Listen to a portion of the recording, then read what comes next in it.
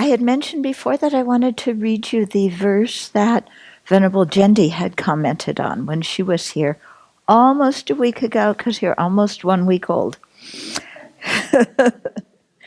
So the verse, it's one of the dedication verses at the end of the Shramaneri Shikshamana ordination. Okay? So it reads, "Go forth to enter the path, cut off bonds, and bid parents farewell. You have personally received the Shramaneri and Shikshamana precepts. Having resolved to eliminate non-virtue and cultivate compassion, leave behind illusion and return to truth. How happy the door to liberation is." But first, before I go and explain this a little bit more, I wanted to ask the bhikshunis who were present and also the people who observed the rehearsal, how did it affect you? Did it make you reflect on your own commitment to monastic life? Yeah, because I was thinking about, why this whole Sangha is present. And one reason is because the whole Sangha has to agree to admit that person, okay?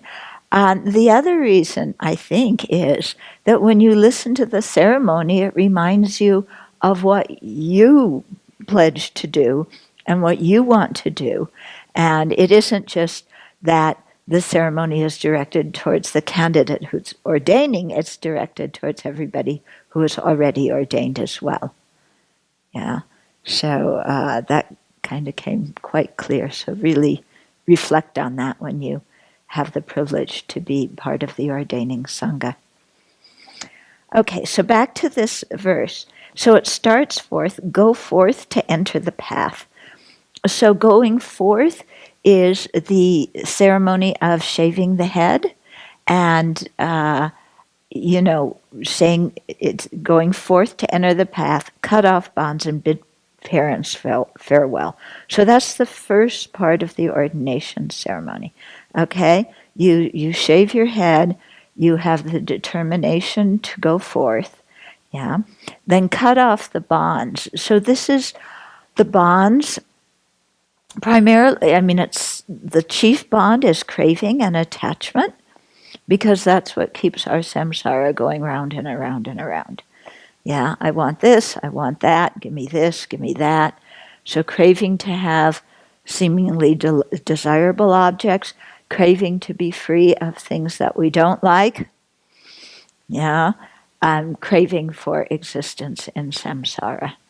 So that's those are the things that bind us to samsara. So when we're taking ordination, we're going forth from samsara, we're renouncing suffering, we're renouncing dukkha. We aren't renouncing pleasure. Some people think you ordain, oh, you renounced pleasure, you can't enjoy things anymore. You're renouncing dukkha and suffering and unsatisfactory conditions so that you can enjoy things more. Okay, so that your mind can be happier. Okay, so you want to cut off those bonds and then bid parents farewell. I think it says parents, but it means family. Yeah, because your parents may not be alive anymore, but the chief thing is the bonds of attachment to family members, which is a very strong pull, And everybody has to, when they ordain, renegotiate their relationship with their family.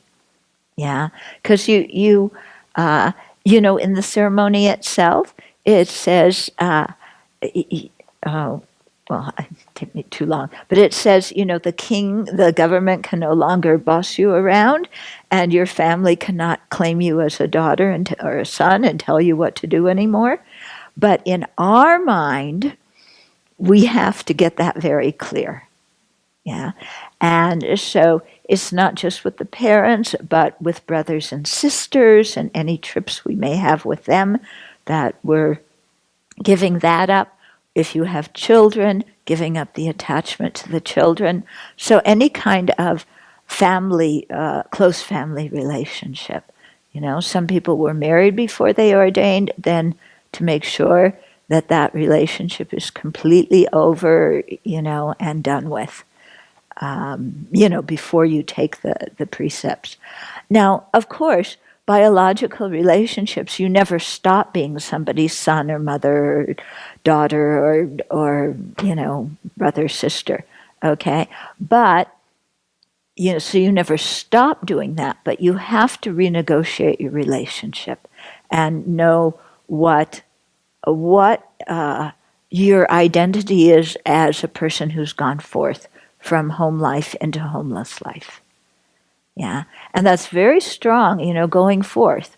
What are you going forth from? Samsara, but also home life, all the comforts of knowing that, you have a family who are going to support you financially, who are going to encourage you, who are going to take care of you, who are going to love you, all those nice kind of things we get attached to. And also who know you very well and know what your buttons are. They know very well how to manipulate you and push your buttons so that what comes up is all your old emotional habits that you're really trying to undo in your ordained life so that you can be free. Okay?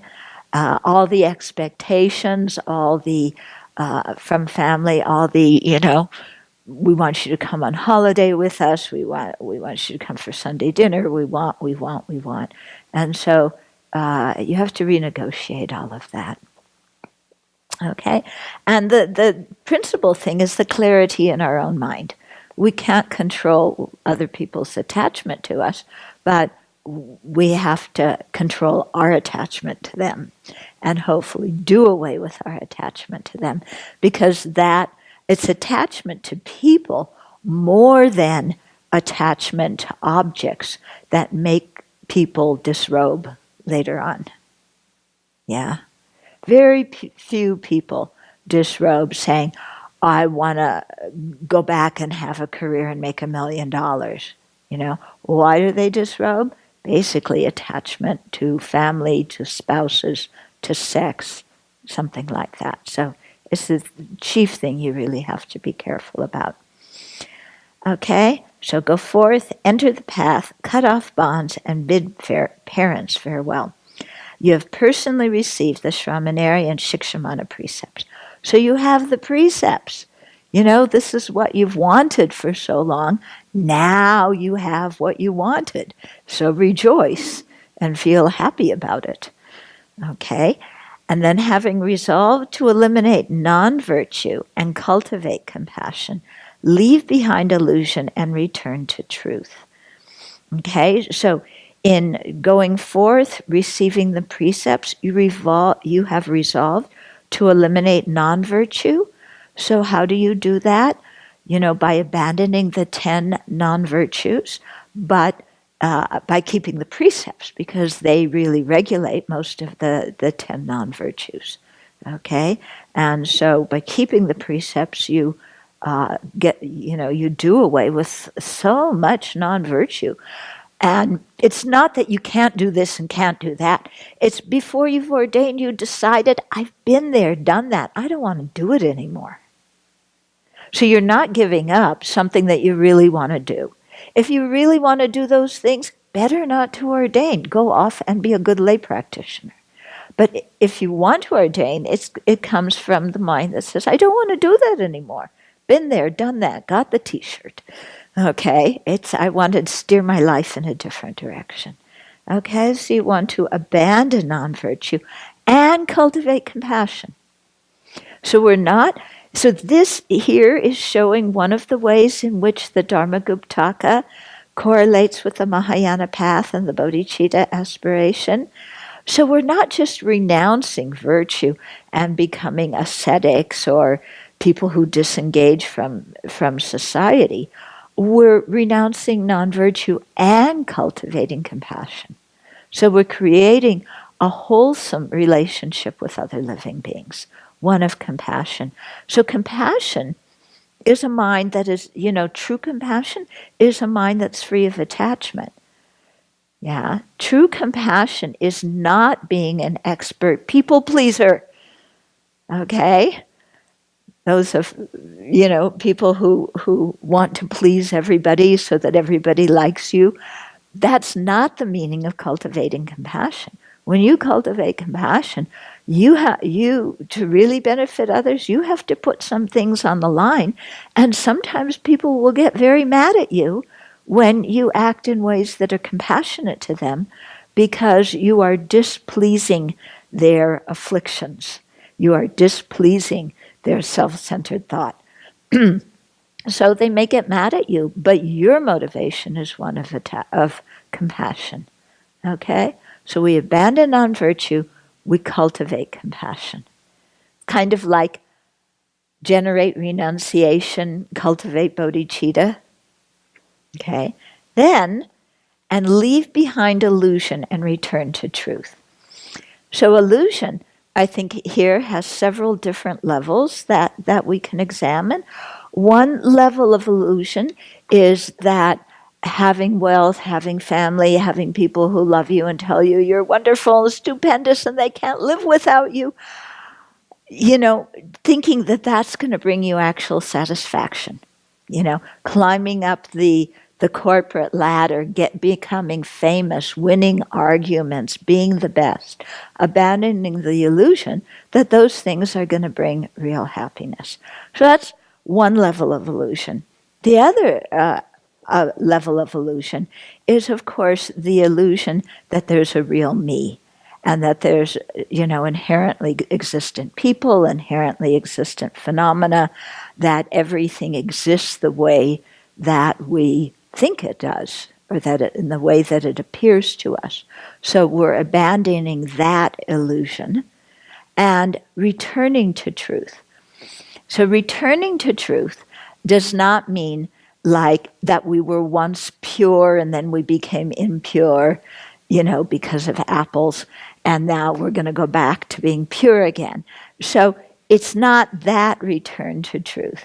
Yeah, return to truth means that everything, ourselves included, has always been free of inherent existence.